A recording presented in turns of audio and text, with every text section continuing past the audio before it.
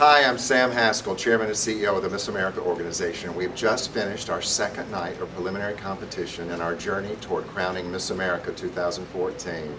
Rebecca Ye, Miss Minnesota, won talent, and Kelsey Griswold, Miss Oklahoma, won swimsuit. I'm thrilled to have the reigning Miss America, Mallory Hagan, with me tonight to co-host this segment for you. We are heading quickly towards Sunday the 15th for our live telecast on ABC from 9 to 11 Eastern, 8 to 10 Central, preceded by the ABC News 2020 piece, The Road to Miss America, which will also feature Mallory Hagan, our reigning Miss America. Mallory, I'd love for you to talk just a moment about last year versus this year, how it feels to be crowning versus competing, and give us a little insight, maybe a little insight into the piece that they did on 2020. Well, it obviously feels great to be sitting in the audience and watching the girls compete. I actually may have had a few French fries this afternoon, and I'm sure Kelsey did not. I'm not necessarily sure that's all true. In January, I had a blast competing. I got to know so many contestants, and we were having a great time. But by this time, I think we were all just kind of ready to know who it was, you know, and we were all getting to know each other and having a good time, but we were ready to know who Miss America was. And I just remember having a blast, but I can only imagine how different it is here in Atlantic City. I mean, Boardwalk Hall is a different atmosphere, and I'm sure that you guys are really soaking in Atlantic City and Boardwalk Hall for all it's worth. So I'm really happy for you all to get to experience your Miss America experience here.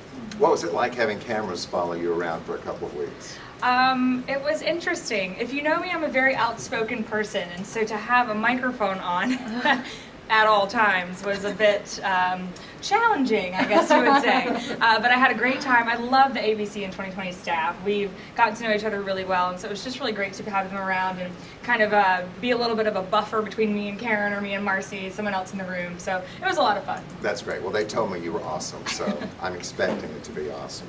Why don't you talk to Kelsey about swimsuit, and then I'll talk to Rebecca about talent. Sure. So Kelsey, I know just as well as anyone that swimsuit can be the most nerve-wracking part of competition for many, many reasons. Tell us about your journey and who you worked with to get to Miss America and to get in swimsuit shape. Well, I worked with Brian Atterbury at Results Fitness in Edmond, Oklahoma, which was right next to, the town right next to Oklahoma City University. So it was easy to visit him and keep on track, but honestly, it was very hard work. This is not natural by any means. I was in the gym often, and especially since like the month right before we went to the pageant, I was in the gym every single day, several hours a day. So I'm very proud of the work that I did, and I walk with pride and my head held high. And this award, it's beautiful. We have to know. Everyone always wants to know if you do treat yourself to something, what is it?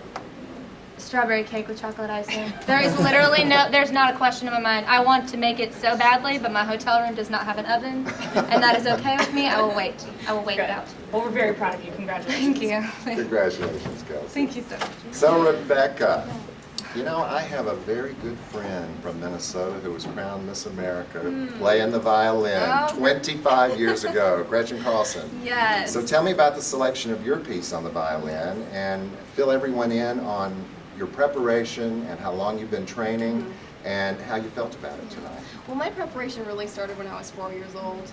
And that's when I picked up the violin for the very first time. My older brother played, and I wanted to be just like him. So I started, and I soon passed him up, and I started taking violin a little more seriously, started studying with a professor at the University of Minnesota. So that really started in middle school and high school, and then I was able to bring it into this pageant realm. And it's been a huge way for me to just give back to other people, and that's what I love most about it. I'm not pursuing a career in music, but I love sharing it whenever I can. Now, who is the composer of the piece you played? Vanyavsky. Beautiful. And what was the name of the piece? Scherzo and Tarantella. Perfect. Yes. I'm glad you can pronounce it because I can't.